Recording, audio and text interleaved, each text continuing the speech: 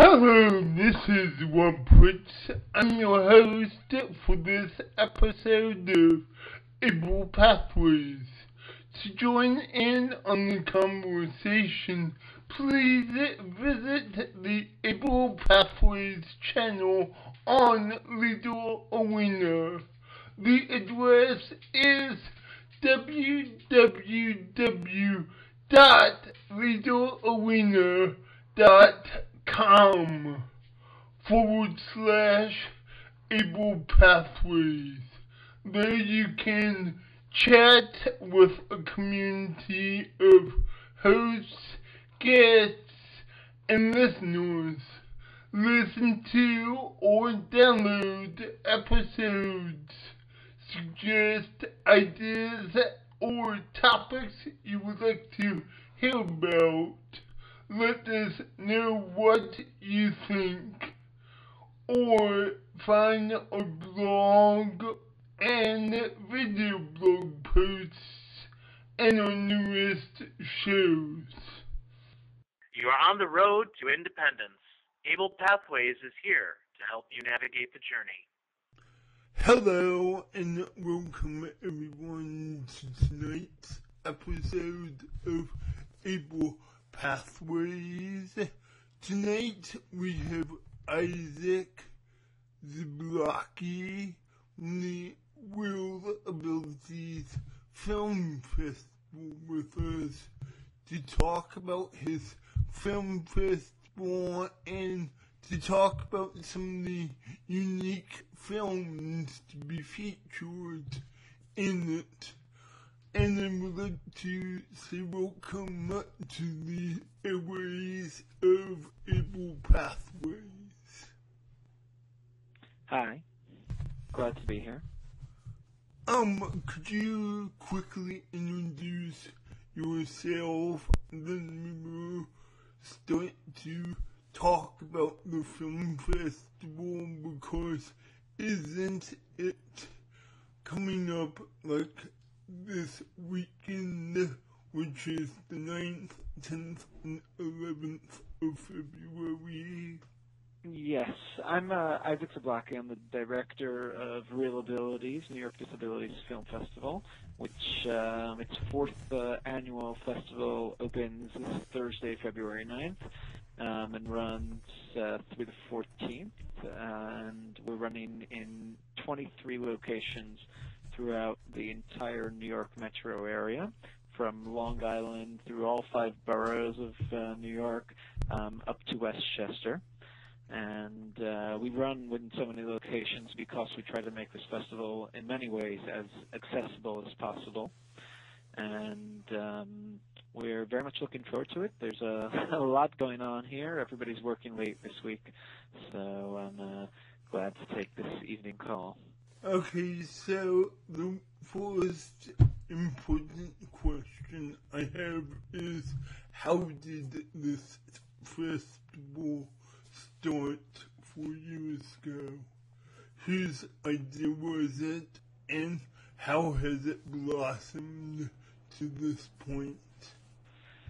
So the festival really almost came up naturally. Our center here, I work at the JCC in Manhattan, and the center has a very vibrant center for special needs, as well as a very vibrant film program, which I run. And we would screen often films on the topic of disabilities, and we always had a very nice audience, and the films were fantastic and kind of, I would say, underrated. And I felt that there was definitely a need for something bigger, something better, something more bombastic, something that will have a deeper impact. And together with UJA Federation, a woman named Anita Altman, who runs a network there, she founded the festival with me, and together we took this, in our first year we opened in 15 locations. She really conceived of the whole concept of making it as accessible to as many communities around us as possible.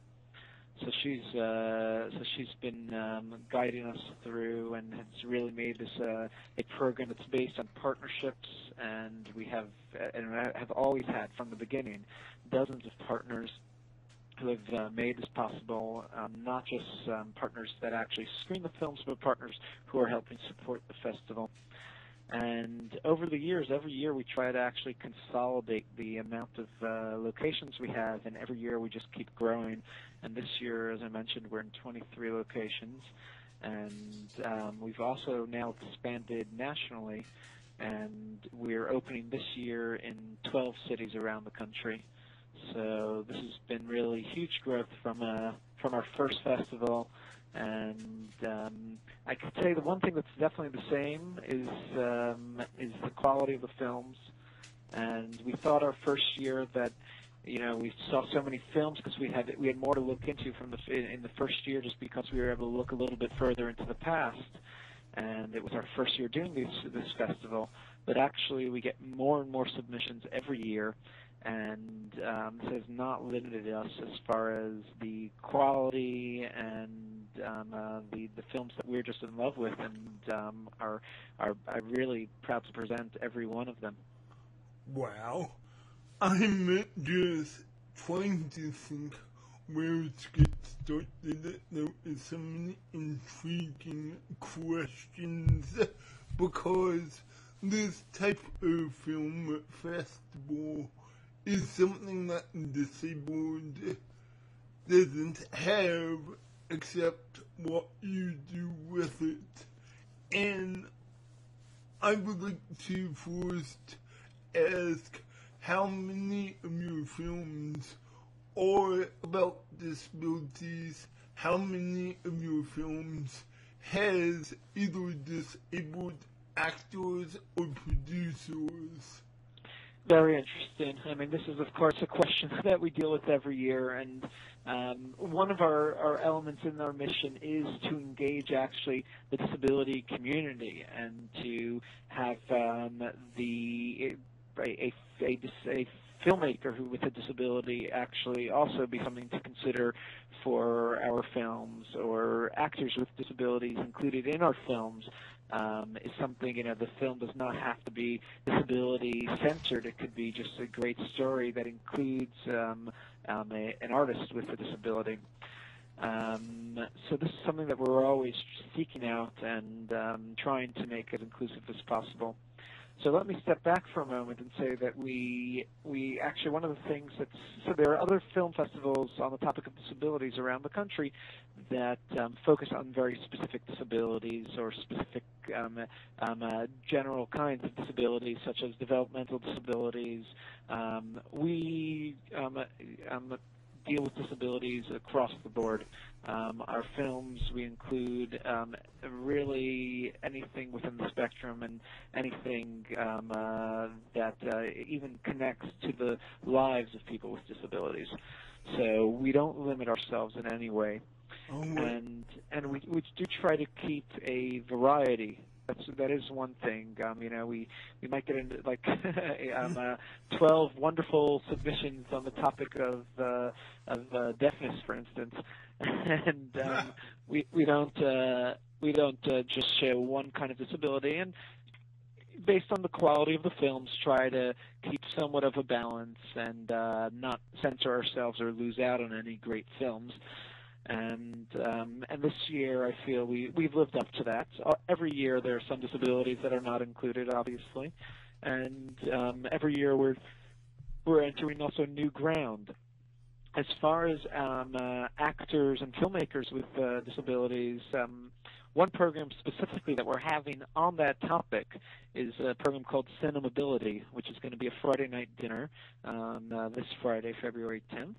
And it's actually, since it's run here at the JCC, it's going to be a more traditional Shabbat dinner, or an untraditional Shabbat dinner, because we'll be showing scenes from an upcoming film called Cinemability, which is on the topic of the inclusion of people with disabilities in cinema.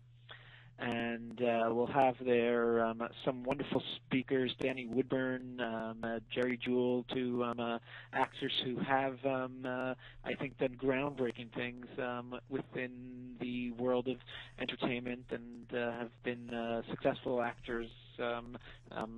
Jerry, of course, since the 80s, and have had groundbreaking roles. So they'll be there alongside many others to discuss this. And we might as well give a shout out to Jerry's newest role, that being in Sister of one of the wardens in the Fox Alcatraz, indeed. And actually, I just learned something interesting, that J.J. Abrams, I never noticed this. I was a big Lost fan, and I suddenly realized that one of the unique things about him is his casting.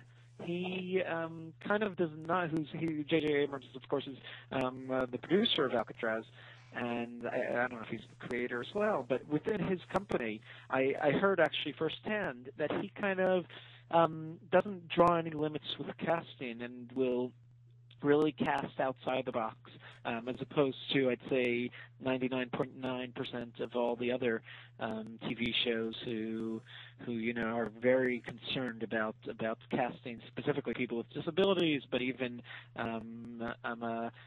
people from different backgrounds. And if you look at the characters in Lost, we see people that we had never seen before on television, and there's really great diversity there.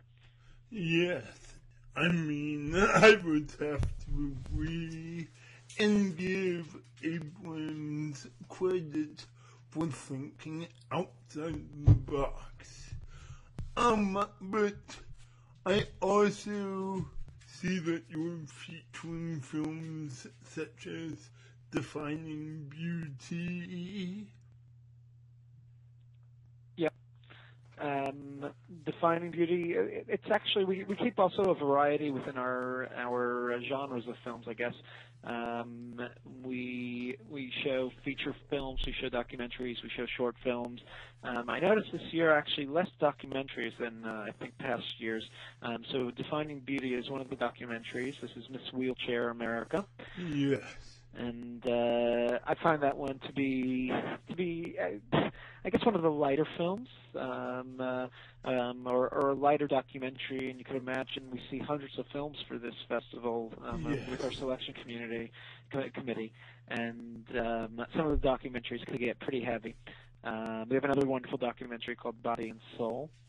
And Defining Beauty, I feel, has a little bit more of an uplifting beat and direction with this film, and really celebrates inner beauty, and I think it's an easy win. I think Alexis Orlando, who's friends of the show, has done a great job, and I just like to give her a plug whenever I can. Oh, great! We've actually been trying to reach out to the Miss Wheelchair America pageant and the organizers to help get the word out. Maybe bring in Miss New York if she's local. If not, we'll take Miss New Jersey Wheelchair, of course. But we haven't been able to have enough communication. So if anybody out there, maybe Alexis, can help us further push this. I know we've been in touch and haven't had much cooperation, but maybe there's no one available. Yeah, but at the same time, I need to get on my soapbox because I give you credit for showing the disabled for who we are, but it's also up to us in this community to support you guys to make us look as good as we can, because I truly believe all the stereotypes people fight is in the arts and entertainment sets the tone. Well, we appreciate the support. I have a theory on, even when I look at Real Abilities, I hope that someday Real Abilities will be passé, and that our festival will be unnecessary. And I look at Defining Beauty Miss Wheelchair America, its full name, it was somewhat critically. There is a side there that the not the film, but I think the concept behind it is also something that I hope someday becomes passé. And all first I might think I haven't don't hold this too strongly against me, but my instinct is telling me that maybe there shouldn't be these kinds of beauty competitions in general. Might be kind of my stand, but because really we should only be celebrating inner beauty, and that's not something that necessarily should be specifically celebrated for people with disabilities. Yes, or anybody like Miss America and Miss African America, so I know exactly where you're coming from. How well is your festival attended? The attendance? The festival has grown over the last, this is our 4th year, and so it's grown immensely, and I track the numbers daily, and we're already up from last year, which is great. So the growth is already continuing, and we actually have many sold-out shows, some that definitely could use a lot more people to come out, so help spread the word. The interesting thing, we survey our audiences, and we don't only reach out, of course, to the disability community. We reach out to the film community or to the specific topics communities that relate to films, basically the general community here in New York. So we reach pretty broadly, and I'd say over 50% of our audiences are not specifically connected to the disability community and are just coming for the films, which is something great. That actually is it's a form of bridging gaps. It's bringing people together like they are not often brought together, and it's actually not just preaching to the choir. I mean, so far I am upset. I'm in Chicago. Maybe I can be in New York next year, because your festival is what our community needs. It's not saying CP, MD, spinal bifida, it's saying the disabled, and I applaud that. Second, it's a very inclusive environment. We attempt to create it. We've learned a lot over the years, and it's definitely still a learning process to make things as inclusive as possible, and we're always developing. And I want to say that, of course, you're welcome to come next year, but we will have Real Abilities in Chicago in 2012, so look forward to that. Where we're at in Chicago. I am not sure on any of the details on that level, and we have a new national coordinator who is taking all that on, but I know that Chicago is one of the cities that has signed on. Wow. Okay, that sounds interesting. What other cities have signed on? Say again, I'm sorry? What other cities have signed on? We've had we're a total of 12. I probably can't list them all off the top of my head, but Boston and D.C. opened this past week, greater D.C. area. Cincinnati was our first non-New York festival. That's kind of where we tried it out, and it was a great success, as well as Atlanta came right after that. Philadelphia is coming up soon. There's a couple cities in Virginia, in Tennessee, and of course Chicago's on our list. And we're looking to expand that list. We're hoping there's a few more states that we're looking to hit. Of course, California hasn't been touched yet. And Houston is actually on board, and we're hoping for a few other cities in Texas. Florida as well. We're looking to start there, so this is just going to keep growing. I mean, I am actually pretty impressed that you're mentioning the non-major cities, like places in Tennessee that's hosting you, and that's pretty nice seeing that everyone's seeing it as a part. Yeah, I mean, the bottom line is inclusivity, and that means you don't set those limitations on the festival. Of course, we do focus on cities where at least at first, when we're working harder to grow this till the fire catches on, we're focusing on cities where we have connections, where we know that we could bring the community together, where we know that there's a need and a demand, and that will make life a little bit easier on us. But we're really hoping to see this grow on its own and open in every city. I hope we can partner together because your message is a lot like our message about inclusivity.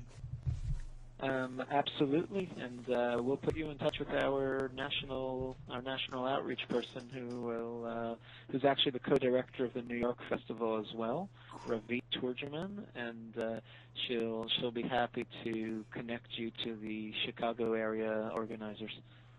Okay, but I do have some other questions. How many of your films have been picked up by distribution or has gone on to other film festivals and used you as I hate to say a launching pad, but just helped you grow them? Well, it's actually been our topic, our subject matter has worked both ways. Both we use them as a launching pad and they use us as a launching pad. But because we're on the topic of disabilities, we have a lot of unfortunately, I guess we have a lot of premieres. Fortunately for us, because as a festival, because a lot of these films haven't been selected to the mainstream festivals, and being New York, a lot of films are excited to get their New York premiere here.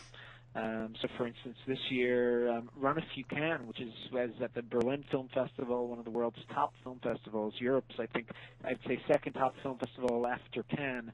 It played last year and got rave reviews, but was not picked up. And this is its New York premiere. We have some U.S. premieres and quite a few premieres. Now, in the past, some of our films have gotten some level of distribution. Nothing major, but they have been picked up, and they had their premieres here, and this was something that definitely brought them attention and got them some levels of release, at least a DVD distributor. One of our requirements within our selections is films. We're trying to bring films that haven't been seen by the public, so we try to bring the films that had really either no play or minimal play. So within this year's selection, only one film has had any kind of minor play in New York, and that's the film Girlfriend by Justin Lerner, about a young man with Down syndrome.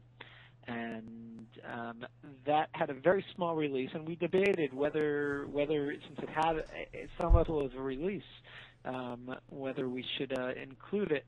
And we felt that its release was so minimal, and it was in one theater downtown where they really were isolated, that we felt that if our partners who screen in other locations are interested in this film, then we'll show it. And sure enough, quite a few of our partners took this film on and loved it and wanted to bring it to their communities. So we are including it in this year's festival. And that's really the only one that's had any kind of release at all. Most of the others are either New York or U.S. premieres, or have had like showings at one festival here or there.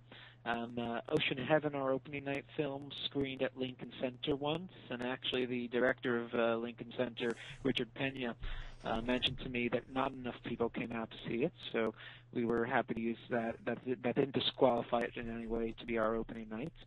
And our closing night, Musical Chairs, played at as a special preview at the New York Latino Film Festival, and it's great to see that this is a film that speaks in so many different directions, both in the New York Latino Film Festival and a Disability Film Festival, and hopefully we'll have an equally good reception here. And this is all a special preview because it's opening in theaters actually soon after our festival, I believe in early March. What is Musical Chairs about? Musical Chairs is about, ultimately its theme, I'd say, is mixed abled and disabled ballroom dancing.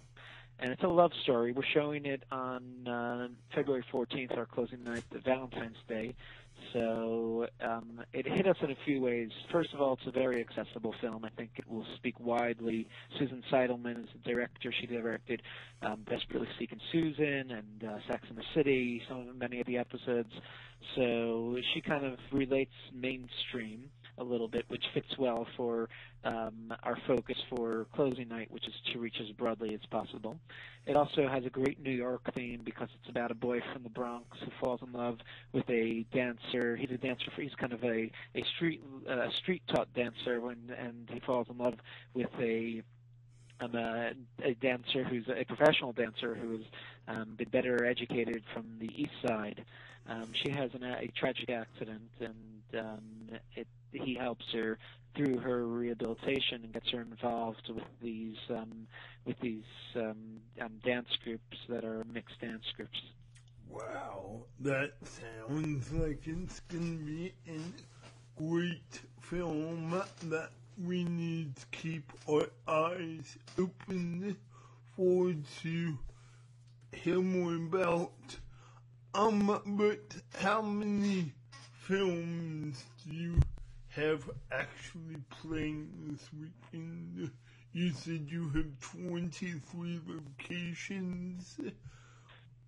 23 locations, and we have a total of 16 films. 5 of them are short, and the rest are somewhat feature-length or close to feature-length. So that's something unique about our festival, that it's not about the number of films that we have. We have more locations than we have films.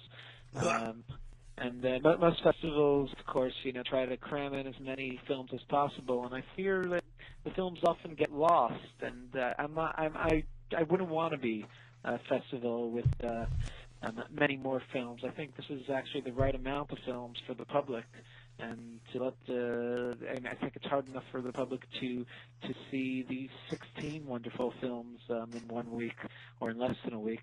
I'm glad that this is around where we are looking to stay, maybe even cut down a few. And we're about actually just showing it in more places and giving more access to each individual film. I mean, and that sounds like the best course of action. So when you take your film festival to the different cities, will you be traveling with the same 16 films? Will you be spicing it up, adding, dropping? How will you do that? So for our national program, we include films from past festivals. So any of the past festivals, the cities have full access to select from. Some of the films we actually negotiate in advance and package them very, very neatly for these cities, and give them a special set price and have all the information really set with the distributors in advance, so the cities can simply just pick these films up. Other films, it's actually up to the city to negotiate with a specific distributor. But again, the cities can choose from any of the films that have gone to our festivals and have been approved throughout the years. And after our festival's over, this whole new batch will be entered into our pool of films. So our pool is about to grow, but really there are plenty to choose from. It's actually the hardest part of for these cities is selecting between all these wonderful films, because you really can't show them all. How long does the selection process take? Oh, we jumped right into selection. I'm actually seeing films for next year already. That's kind of what I thought you would say, bud. Yeah. I'm actually looking forward to a lot of the films from next year, and they're constantly coming in, and we get more active, of course.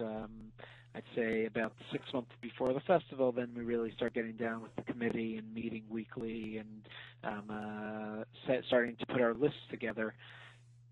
We do select our films somewhat in advance because we share them with so many communities. Yes, and the other question is, are the theaters you pick like MC name brand theaters, or are they more the smaller community theaters? A complete mix across the board, and that's also it's a big part of it. I mean, we screen at the Guggenheim Museum, one of the most celebrated museums in the country, and at small community centers and universities, and the New York Public Library has come on board for its second year and screening in different locations, and even at a bar out in Brooklyn. So we really, I think, hit the complete spectrum of types of locations.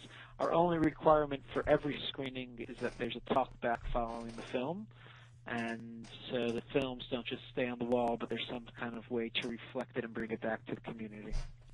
Cool. So I would like to say thank you very much. We've been talking for half an hour, and I know I would love to talk to you a bit more, but I bet you have things that you need to get done. Thank you, I appreciate it. It's still I've got a few more hours of work here tonight. Yep, but tell you what, I will end the show right now, but can you hang on for a few quick minutes afterwards? Sure. Thank you. Okay, thank you very much for listening. And if you want to know more about Disabilities, where would they find that on the website? Realabilities.org. That's Realabilities with 2 E's as in film reel, REEL, abilities.org, and be sure to select New York as the upcoming city, and check out the other upcoming cities too. And that's the best way to stay in touch with us. Okay, thank you very much, and I will talk to everyone next week.